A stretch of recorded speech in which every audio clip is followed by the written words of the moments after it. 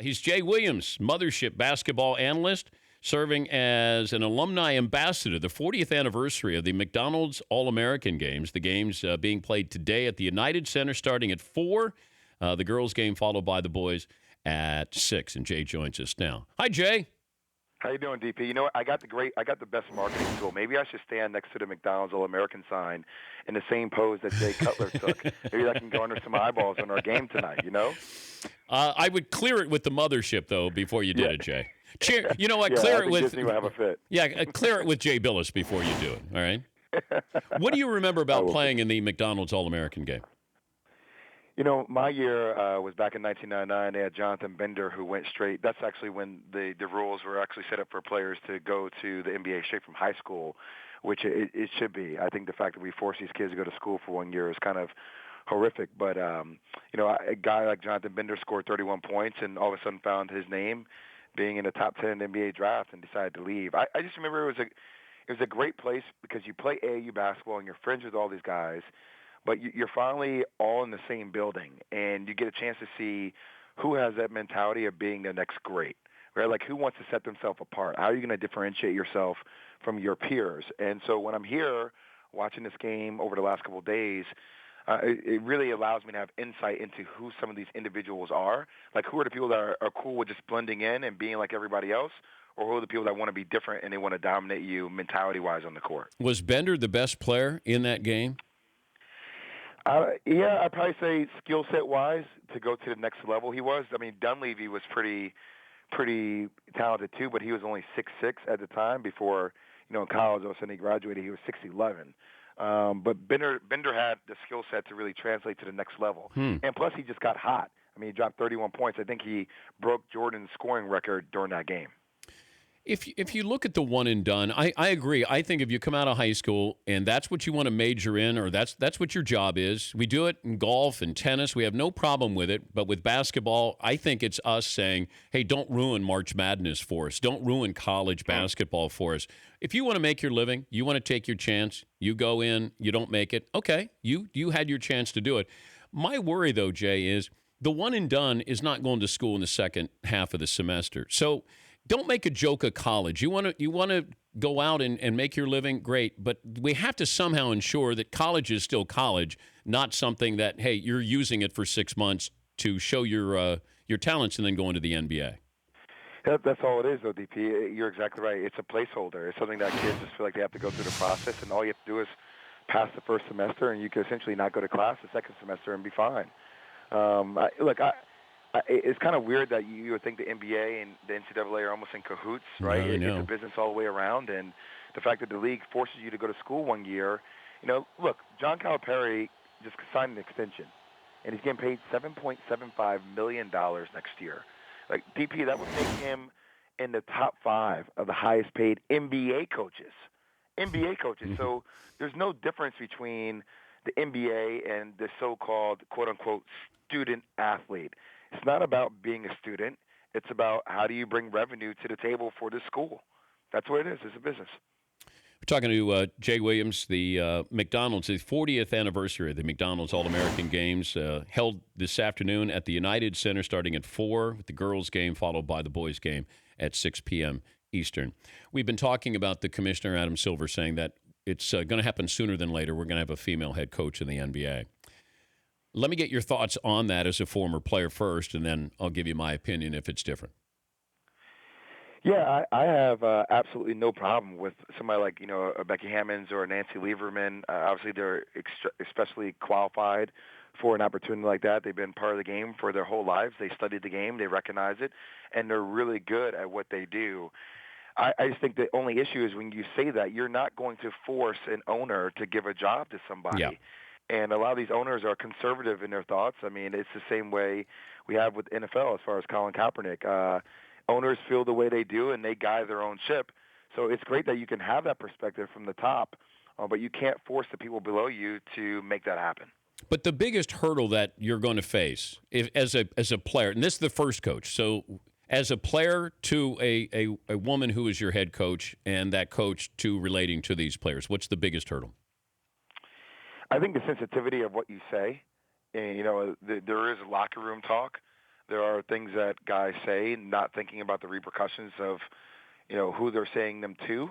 And look, we just got to call it where it is. When you're with your guys, I'm not saying it's right or condoning it, but the vernacular that you use with your friends is completely different than how you would articulate yourself to a female. And I think the sensitivity around how do I not lose sight of that while you're in their presence it's going to be an issue, because guys say things on the court that we catch them now because people are microphone, but those could be major issues occurring as we move forward in that capacity.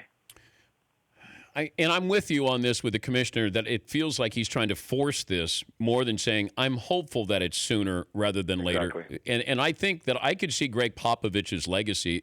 His legacy is quite a few legacies, being a great coach, but also bringing in Becky Hammon. But maybe Becky Hammon is the successor to Greg Popovich in San Antonio. I don't know that, but it feels like that's something Popovich, if he could help facilitate, would. I agree with you. If there's one guy who is progressive enough to think outside the box like that, that is Greg Popovich. And the thing I love about him is that he's willing to take stances on things that are socially important to him. Politically, obviously, we've all seen him almost attack Trump in a multitude of ways. And he's a fearless leader. He does things the way he sees fit. I respect that at the end of the day. Like, he's a leader of a new generation, and I think Becky fits right into that mold. If South Carolina wins the national title, finish that sentence. If South Carolina wins the national title, I think it's just something else that Frank Martin, what he's been able to accomplish, it takes a guy like Frank Martin to a new level. And I've been a big fan of this DP, and I know that we live in a very sensitive culture and society now where anything you can say can be taken out of context, can be used against you, especially from these coaches' parameters. And the thing I love about Frank is that he is old school. And I've said this on a plethora of shows, that when I was raised, I got cursed out on the basketball court. Once again, not saying it's right. I'm not saying this is a formula for everybody. But I got treated with tough love, a lot of tough love. But I knew that where that tough love came from a place of sincerity, a place of sincere love, because they wanted me to do well. And the moment that they stopped yelling at me or they stopped cursing at me, that's when I really felt in trouble, because that's when I felt like they didn't care anymore, right? So when I see a guy like Frank, his approach is different. But I also think that, he said something the other day about how we treat our kids, that we give them passes to, not hold things accountable. And, it's okay not to follow through, or it's okay not to give your best effort. And he's like, no, if you come here, I'm going to push you to be the best version of yourself. And you may not like how I push you, but it's all about how you respond. And if you push back and you learn, new dimensions that you're able to go to as a person, then I've done my job. And I think it's good that we have that kind of coaching influence back in the game, and we can accept that society-wise and say that's a good thing too. One more item here, talking to Jay Williams, former Duke guard, Chicago Bulls guard. And that has to do, Lonzo Ball was quoted as saying, he did a radio interview with the mothership, and he said that he's better than Markelle Fultz, who is, I guess, considered to be the consensus #1 pick in the draft. And then people kind of reacted to Lonzo Ball and called him out on Twitter. And I'm thinking, what? Okay, maybe you don't say it publicly, maybe you think it, but if you're asked the question, I would think that he feels like he's better than Markelle Fultz. Do you have any problem with him saying that? Hell no. I mean, we're talking about kids that get a chance to do what less than 1% of the world is able to do. There's a reason why Lonzo Ball is going to be drafted in the top 5. He is competitive. He wants to be the best at what he does. And we're so funny because we want people to say how they truly feel, and then we rip people down when they say how they truly feel. So, look, the kid wants to be great. Does he think he's better than Markelle Fultz? You're damn right, and he should think he's better.